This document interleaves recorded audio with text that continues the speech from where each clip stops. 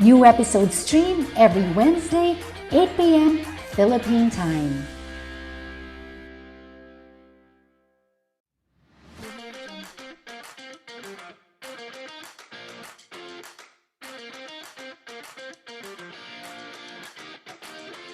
Hello everybody! Welcome to Your Money Matters. I'm your host, Risa Singson Kaupeng in Manila. I want to greet all of you who are watching wherever you are and whenever you are. Siyempre, we belong to different time zones. But for a lot of you who are watching this live and you're not in Australia or Asia, I'm probably in your tomorrow. Nauuna kami sa inyo. And that's what we want to happen here in our show. Na mauna yung kaalaman na dapat nating isabuhay bago pa dumating ang mga emergencies, sakuna at pandemya sa buhay natin. We want to equip you with a practical know-how when it comes to your finances so that we aren't caught flat-footed when crises arise. Our guest today has been on our show in the past pero bitin na bitin ako sa kwentuhan, kaya't binabalik natin siya. Rex Mendoza will be talking to us about pursuing success as an employee, entrepreneur, and investor. He's been on the top of the corporate ladder in 9 companies. His career spans different industries from sales to real estate to insurance and financial investment. He's on the board of more than a dozen big corporations, and now he is president and CEO of his very own Ramper Financials, the Philippines' biggest distributor of mutual funds. Hindi pa dyan nagtatapos ang credentials ni Rex. He is also a book author, and I'm so proud to say that I edited 2 of his books. Napakarami tayong matututunan mula kay Rex, so make sure that you give him your full attention. Are you ready? Aba, dapat ready na tayo talaga.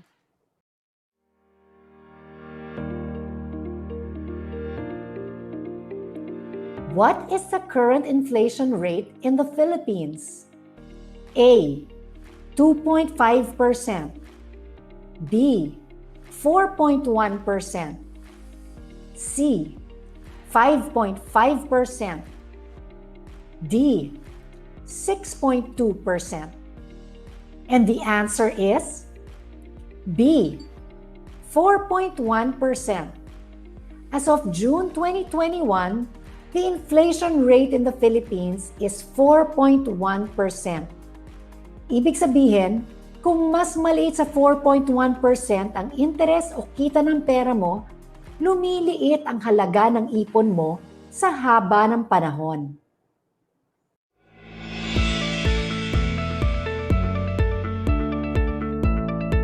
Nagbabalik po tayo sa Your Money Matters and ayan na, kasama na natin si Rex Mendoza. Rex, I'm so thrilled that you're able to join us again here in the show. Kamusta?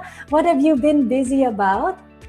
Really very busy, Risa, but really happy to be here. Thank you for having me. Pero alam mo, itong pandemic na to, parang mas mahaba yung work.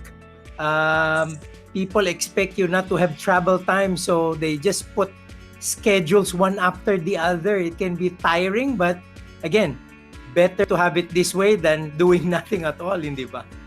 Ay, totoo. Lalo na sa pandemyang ito, talagang doon natin na-realize na grateful tayo para sa trabaho. Diba? Basta may trabaho, thank you, Lord. Diba? Tama. Yes. Grateful talaga.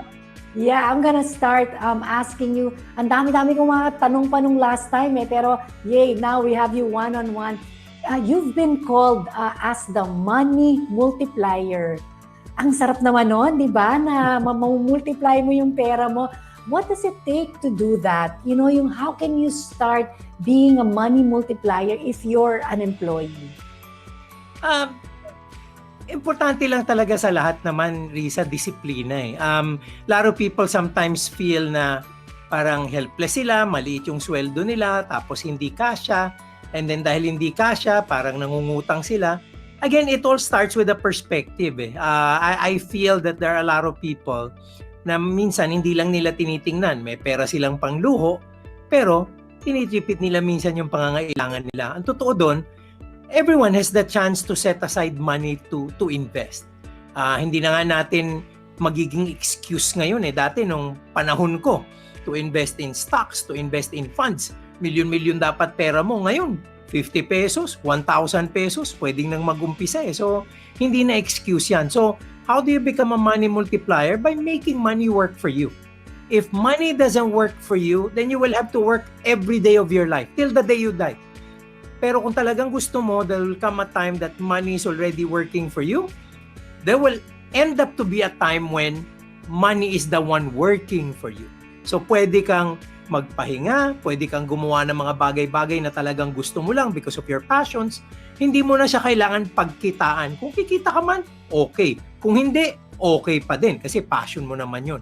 Pero you're not doing it for the money because your money is working for you. Hindi mo na siya kailangan na paghirapan kasi naitabi mo na siya to be your employee for yourself. So, umpisa, ikaw muna ang empleyado, then later on, because of your investments, because of other things na pwede mong gawin sa buhay mo, darating ang panahon, yung empleyado mo, yung pera mo na, yung capital mo will be the one, being the provider for you.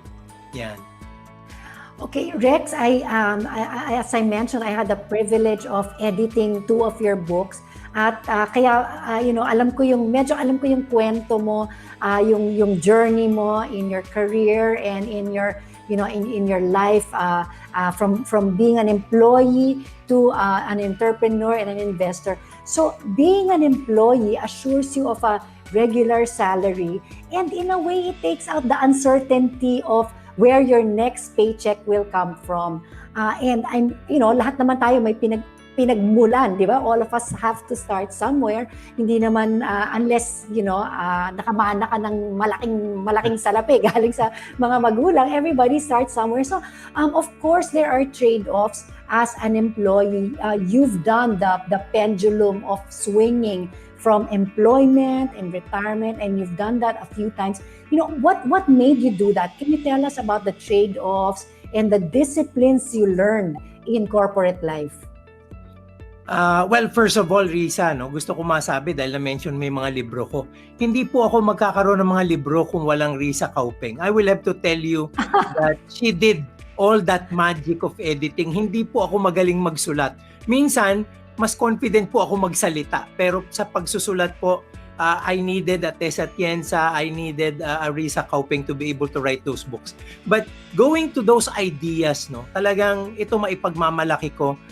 Like many of you, humble beginnings po ako Sa Sampaloc ako lumaki, Blumentritt Street. Nag-aral po ako sa Loloma, Retiro Street. 'Di ba? Hindi po ako yung Makati boy na iniisip ng marami. Ang parents ko po, both government employees. Pero ginawan ko ng paraan na parang nagumpisa akong magtrabaho at naisip ko, kung lahat ng kinikita ko, gagastahin ko, hindi po ako magiging maunlad na tao. Hindi ako magkakaroon ng sarili kong progreso. So what did I do? Ininvest ko po yung pera on the side. Natuto agad ako mag-invest. Maaga po ako naging exposed sa stocks, sa fixed income instruments. Naging magaling po ako.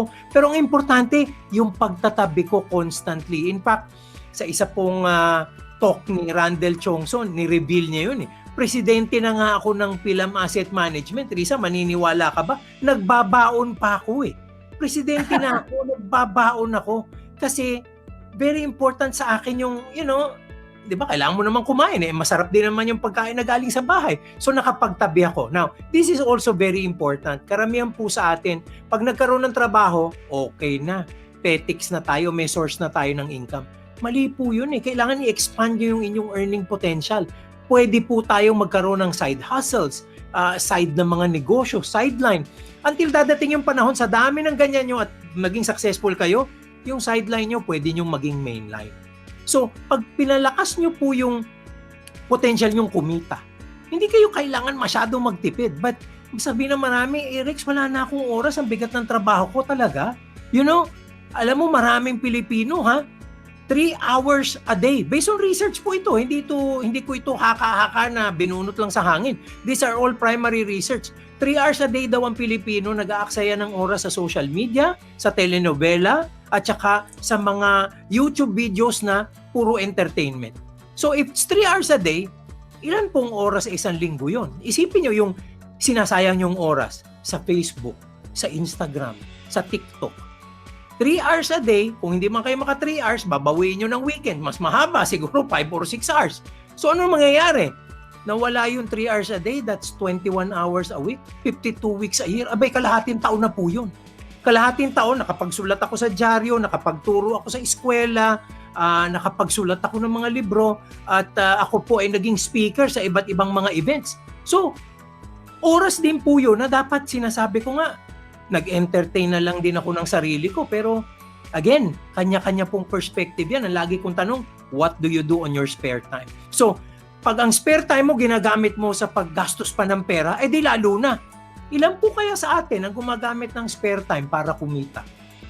Yan ang very important. That's the reason why I say, di ba, parang pag tumaas na yung potential mong kumita, di may maitatabi ka na ngayon. Mas malaki na ngayon yung third part ko na sasabihin ko, di ba, una, palaki mong pagkita. Pangalawa, kontrolin mong expenses mo, yung lifestyle mo. Pangatlo, meron ka nang i-accumulate at i-grow na pera.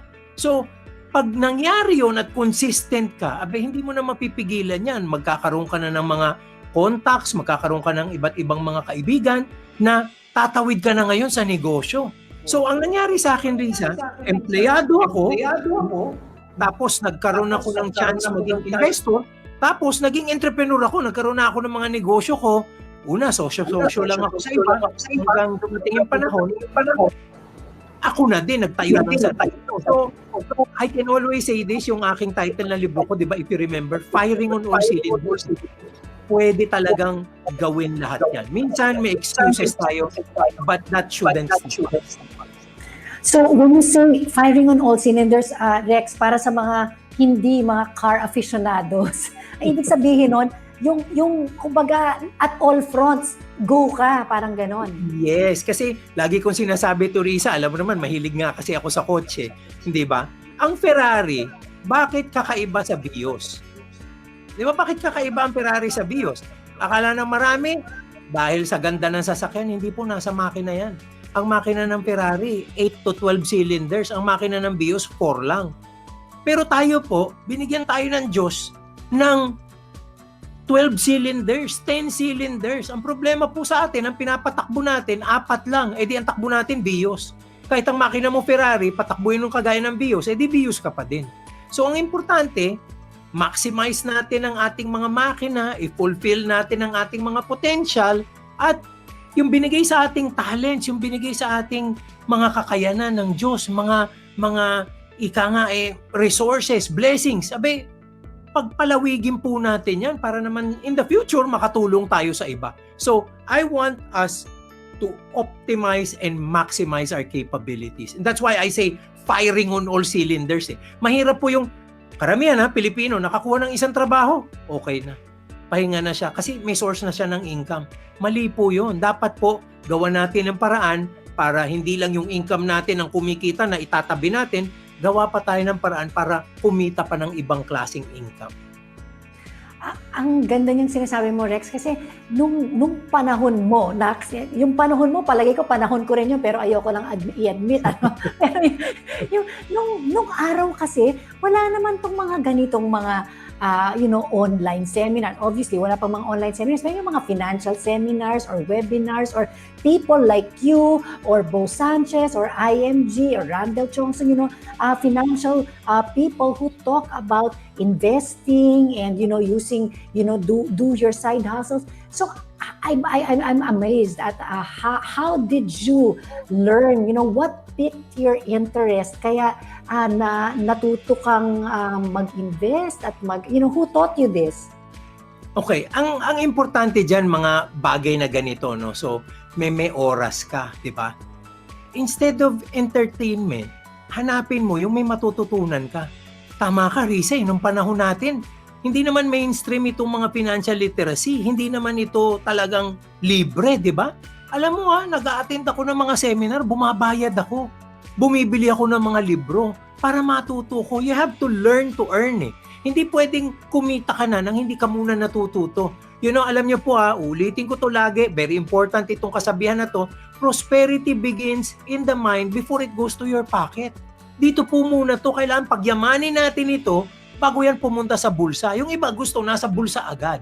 So kailangan hanapin nyo ang mga bagay na pwedeng makapagpalawig ng kaalaman nyo. So, lalo na ngayon, libre na. Ayan na, merong mga YouTube videos. Tapos, meron naman tayong mga organisasyon where we can be in communities. Ito po, napaka-importante. This is the second one.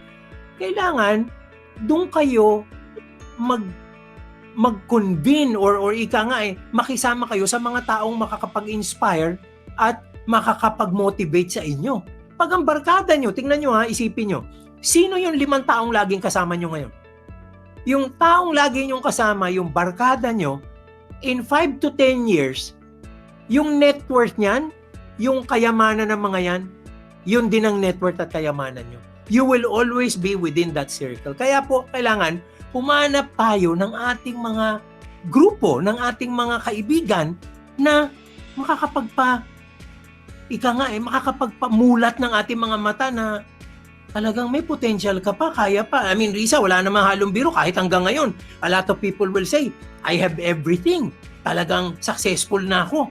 Abe, hindi naman ako nagpapahinga ng akala ng iba na medyo, pabanjing-banjing ka na lang. Bakit? Abe, kumuha ako ng mga kaibigan Bo Sanchez Edward Lee di ba? Mabibigat na pangalan. Joen de las Peñas, Noel Arandilla, Bart Borhay. Yan ang mga kaibigan ko So, pag kasabayan ko sila, parang, teka lang. Hindi pa pala ako made, hindi ba? Kasi, ang lalayo na ng mga ito So, I should be at pace with them. And maniniwala ka ba, pagkausap mo yung mga yan, hindi naman talaga pagkakaperahan ng laging usapan In fact, minsan nga ang usapan, paano tayo makakatulong? Sinong gusto nating tulungan? Yung mga bata doon, yung mga matatanda doon, yun ang usapan But because they have money to throw into these mercy ministries, that just tells you, they're earning a lot. So parang iniisip ko, teka lang, di ba dapat ako din? So, ang lumalabas po, yung potential natin, talagang hahanapin natin yan at mararating natin yan by mirroring what others are doing. Kasi pag may potential kayo, tapos yung kasama nyo, pulpul din, tambay din. Abe, di ba syempre, you're not gonna change the picture, ganun din kayo.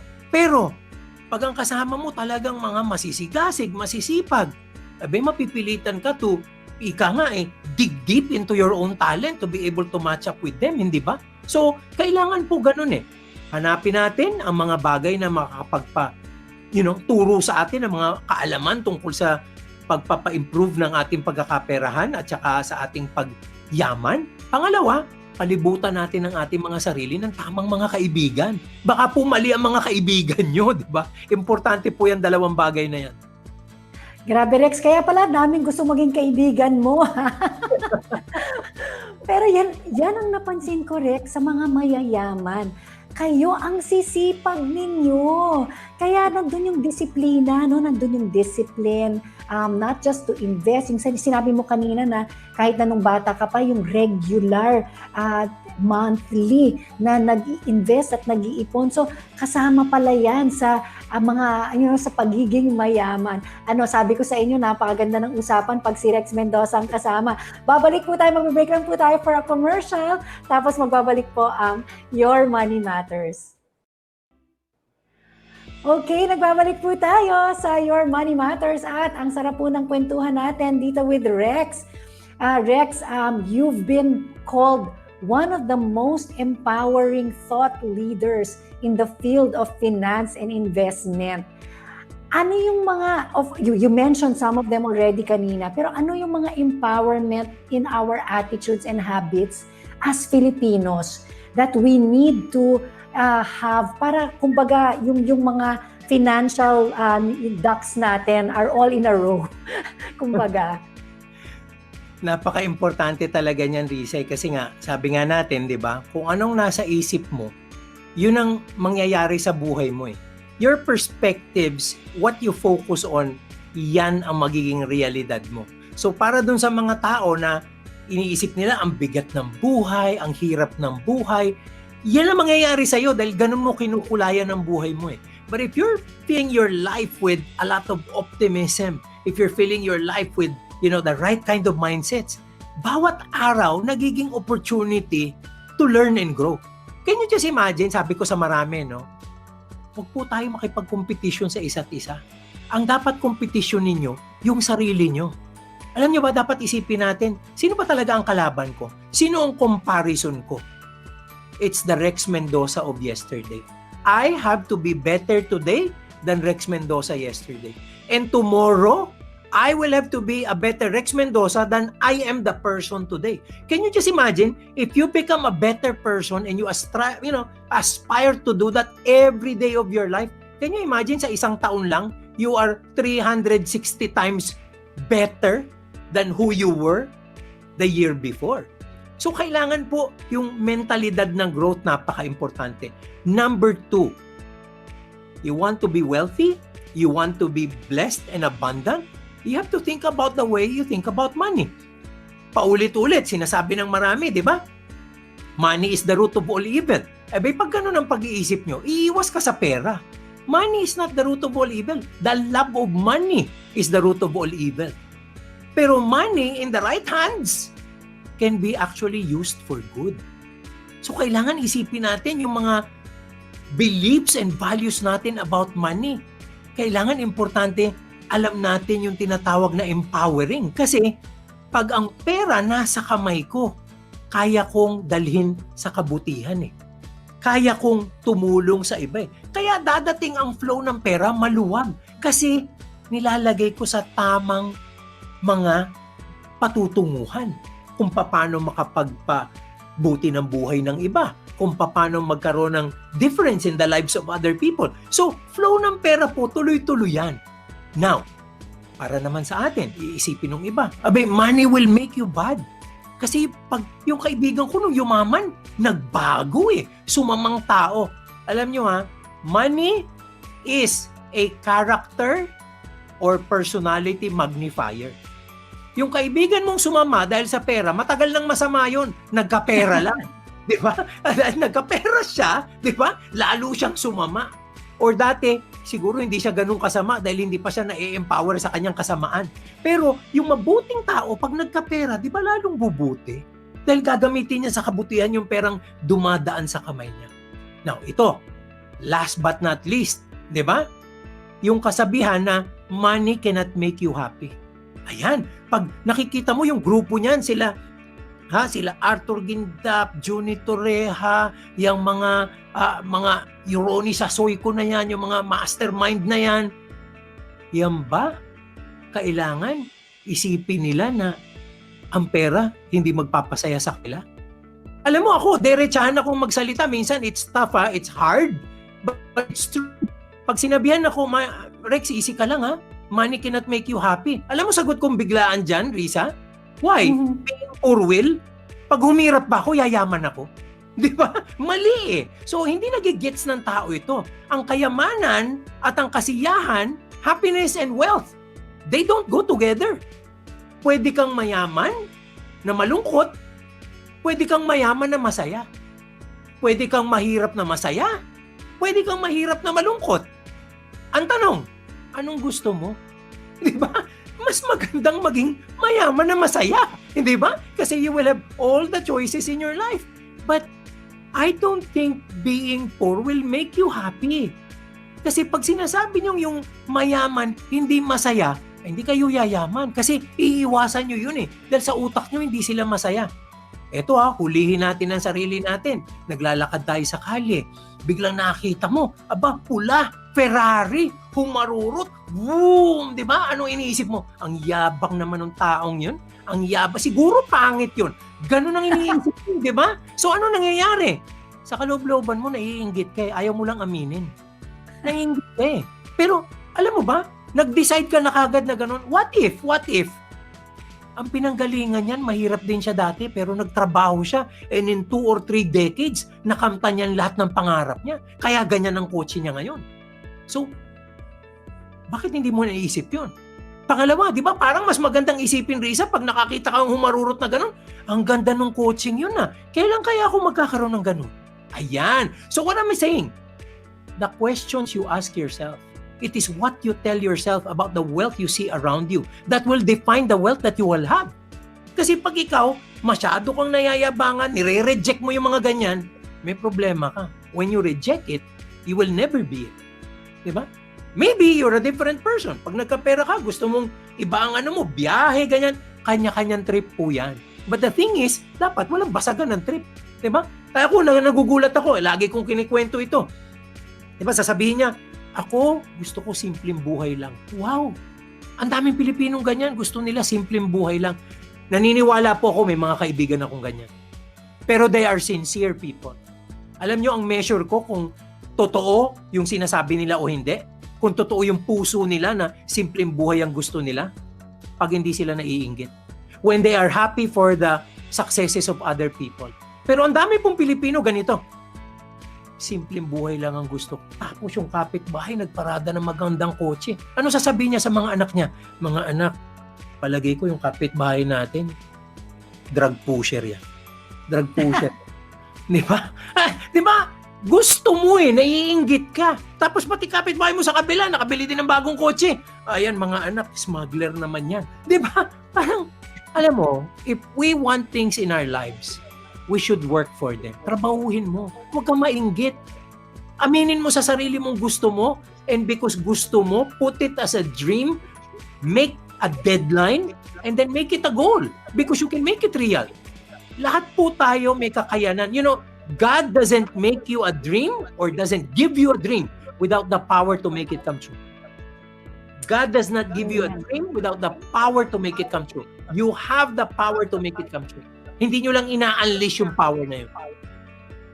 Wonderful. Talagang wealth talaga has to start. Actually, anything that we do, anything that we want to become, it really starts here in the mind. Even with our faith, it starts in our minds. Okay, moving on, Rex, I know that you're a fan of mutual funds and, distributing them is a large chunk of your business. I remember riding with you and your wife, Anna, on the way to a wedding reception, and you were telling me na yung stock market investments mo doesn't outperform your stocks. Ikaw na yan, Rex Mendoza na yan, na nakakaintindi ng stocks at kung paano mag-invest nun. So, paano pa yung mga ordinaryong mga nilalang kagaya namin? So, is this still your experience? Is this experience still true in this present economy na nag-outperform pa rin ng mutual funds, yung stocks? Siguro, Risa, it's because of my situation. Kasi, di ba, dumating na yung panahon na marami akong ibang bagay na mas gustong gawin. Siguro nung mas bata-bata ako, mas concentrated ako dun sa portfolio ko. So, mas nababantayan ko siya, mas talagang ina-analyze ko siya, pati yung mga research, binabasa ko. So, talagang nabibigyan ko siya ng panahon. But as I grew older right now, di ba? Mas enjoy ako dito sa ginagawa natin ngayon. You know, nag-uusap tayong ganito, we're making a difference to others.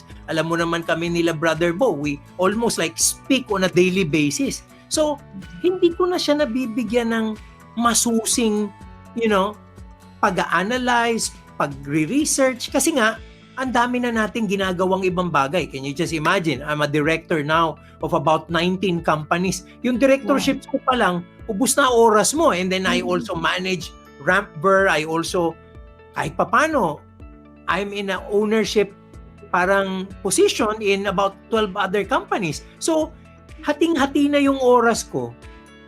Palagay ko, mas magaling na yung mga fund manager sa akin. Kasi always remember this, pag naglagay tayo ng pera sa mutual fund, di ba? Yung nagmamanage nun, full-time job eh.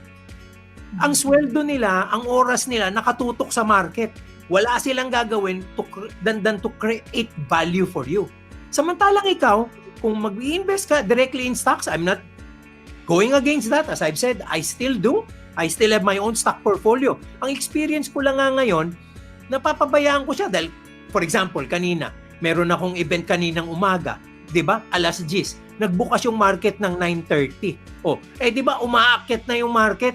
Nagsasalita pa ako eh. By the time natapos ako magsalita doon sa event ko, nakaakyat na, hindi na ako nakaposisyon. Samantalang yung mutual fund manager mo, 100% of the time, yan ang tutok na tutok siya. So, he will be in a better position. Think about this. Pupunta ka ng Baguio, you have a different set of choices. Ikaw ba ang magdadrive? 'Di ba? Ikaw ba ang, gusto mo bang kumonsumo ng sarili mong gasolina, sarili mong kotse? Sa EDSA pa lang, mai-stress ka na sa traffic, ganyan. Or, okay lang yan, Para kung kailan mo gusto huminto, pwede kang huminto. May mga luxuries ka because you're driving your own car. Pero doon sa mga gustong relax, 'di ba? Sasakay sila ng first class na bus. Yung kotse, yung bus na yon, ang silya, mas maganda pa sa kotse, parang business class ng eroplano, 'di ba? Tapos very professional yung driver, ilang libong beses nang nakarating ng Baguio. So, kampante sila, matutulog sila, relax sila, pagising nila, nasa Baguio na sila. Ganun ang mutual fund. Sama-sama kayo, meron kayong fund manager, meron kayong fund, at nakakarating kayo in your own shared objectives, and it's done by someone who probably will do it better than you. Kasi trabaho nga niya yun. And I will tell you this, yes, may fees yan. Siyempre, babayad ka ng pantustos dun sa fund management. Parang sumakay ka nga ng bus, siyempre, babayad ka.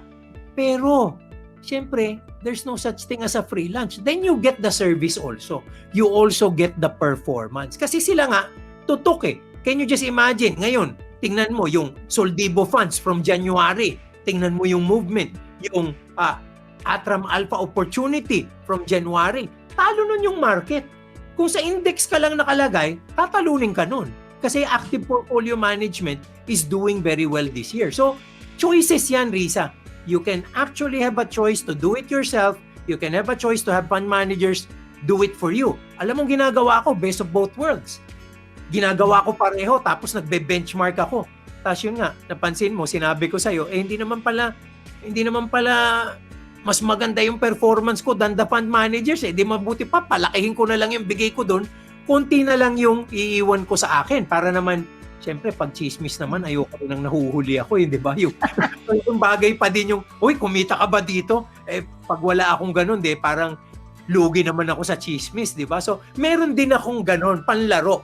Pero yung retirement ko, yung mga magiging pamana ko sa mga anak ko, those are very formally set aside. And sabi ko nga, ang hindi alam ng marami, asset allocation is key.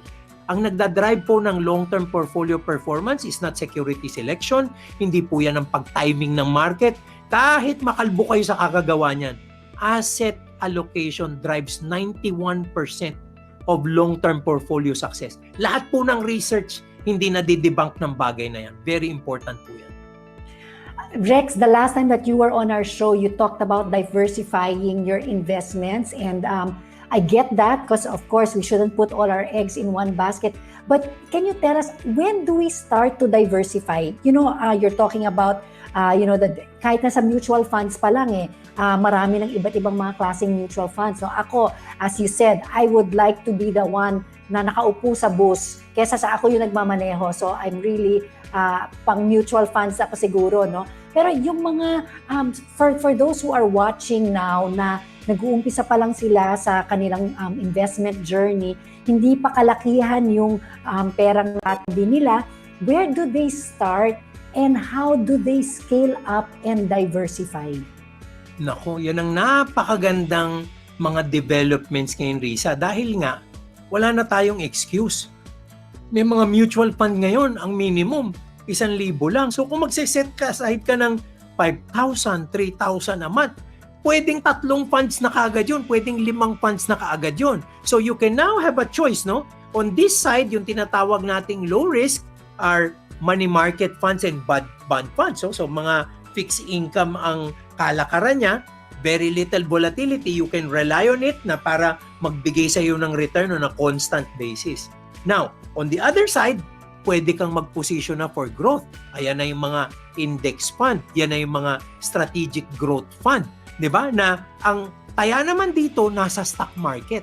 Pero hindi na ikaw ang mamimili ng stocks, sila na yung mamimili para sa iyo. Now, ang pinakamaganda ngayon, Risa, as low as 1,000, pwede ka pa ngayong gumawa ng tinatawag nating diversification on what we call geographical or thematic investments. Ano ibig sabihin ng geographical?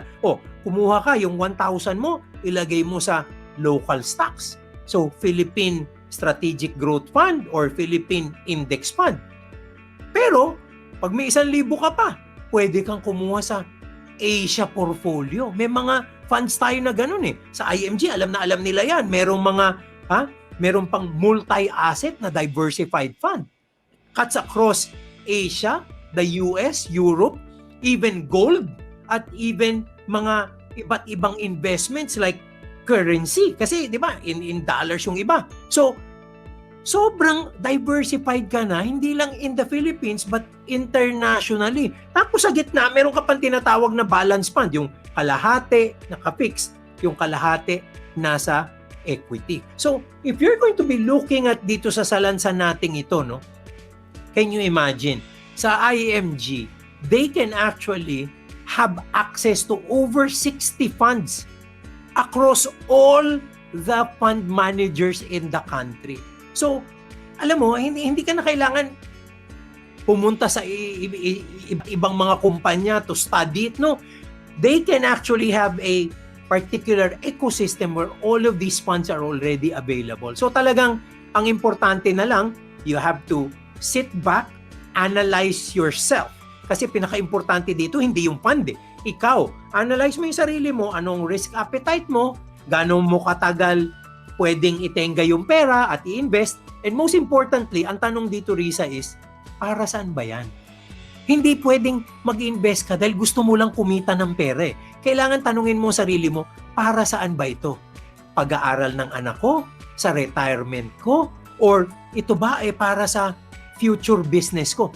Based on your goal, dun din tatapat yung bagay na mutual fund sa'yo eh. So ulitin ko ha, risk appetite, time horizon, at saka yung goals. Most importantly, the goals. Itong tatlong to ang magdadrive ng pipiliin mong mutual fund. Ayan. Yan, ang dami nating natutunan kay Rex. Hindi pa siya tapos ha, magbabalik po tayo pagkatapos lang po ng ilang paalala. Okay, nagbabalik po tayo sa Your Money Matters at nandito na po tayo sa portion na Ask the Experts. At ito, Rex, meron tayong katanungan galing kay Dominic. He's 40 years old at CEO at presidente ng sarili niyang kumpanya. Ang tanong niya, how can I maintain or improve our company without incurring debts or loans, especially during this pandemic? How and when can I say that this business is really for me and that this career is God's plan for me? Well, ang dami pong metrics para malaman yan, ano? Number one, do you think you're really making a difference? Alam nyo, ang negosyo, hindi lang talaga metric niyan ay kumikita ka ng pera. Are you getting fulfillment being able to serve others? Kasi po talagang ang ano ng isang negosyo is how you serve people eh. I always say this, ang inyong kita, laging magiging direct function yan. Sigun yan sa serbisyo nyo sa tao. Kung ang serbisyo nyo sa tao valuable, hindi nyo kailangan maghabol ng pera. Darating at darating yan. So that's, again, one of the measures. Paano naman natin sasabihin mapapalago natin ito without borrowing money? Alam nyo, itong kailangan maintindihan at ma-appreciate ng Filipino investors, Filipino business people. Kitang-kita ko to eh because I have been exposed to many, Risa. Ang dami kong nakasama na mga negosyante. Sorry ha, nagge-generalize ako, pero kadalasan, pag Pilipino, negosyo, kumita, ginagasta agad eh. Part of the earnings, gagastahin kagad. So, ang nangyayari, hindi nagbi-build up ng capital. Pansinin mo, yung mga Chinese investor, yung mga Chinese businessman, pag maliit pa yung negosyo, halos walang kinukuha sa kahe. Ang kinukuha, pangkain lang eh. Walang pang luho. Doon sila nakatira sa taas ng tindahan or sa warehouse, kalat-kalat ang tubo sa sala nila. Hindi sila gumagasta. Pero biglang makikita mo, boom! Nasa Corinthian Gardens na, malaki na yung negosyo. So habang nag-i-struggle sila, pagulong ang kapital. they always plow the capital back. And that's why the businesses get bigger and bigger and bigger. Can you imagine? John Go Kong Wei, Henry C. They have established these empires within their lifetime. Wala silang pinag-umpisahan eh. Pero isipin mo, si Henry C., yung unang successful na shoe mart sa Carriedo, kung yan eh, nilustay niya kaagad, ginastos niya kaagad sa magagarang kotse, sa mga magagarang luho. Lumaki kaya ang shoe mart? Kasing laki niya ngayon? Ganun eh. So think about how you plow back capital. Isa yan sa napaka-importanting bagay dyan. And third, and also important, also let your employees join you in your mindset. Join you in your objective. Alam nyo, dapat ang ating mga empleyado, maramdaman din nila yung purpose at mission natin. Kasi kung ikaw lang, mabibigatan ka dyan.